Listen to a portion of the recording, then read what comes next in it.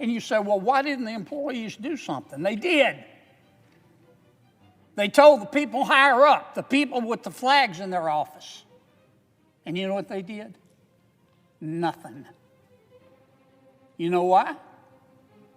Well, here's what the legislative auditor in Minnesota said. He said that the threat of litigation and the negative press affected how the state politicians use their regulatory power. And here's what a fraud investigator in the Attorney General's office said.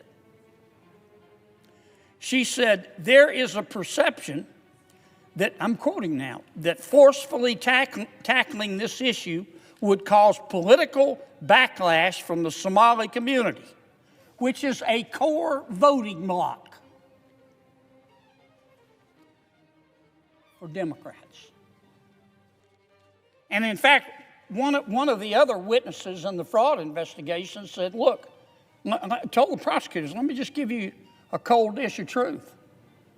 The 80,000 voting bloc of folks with Somali ancestry, you got to have their votes to win in Minneapolis. And if you're a Democrat and you can't win Minneapolis, you can't win in the state.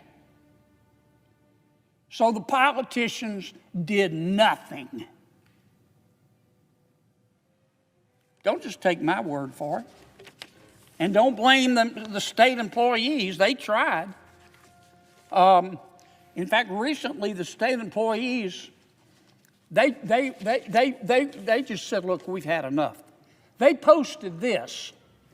These are over several hundred employees from the Minnesota Department of Human Service who administer this program, who just get up every day and go to work and do their job and want to help people.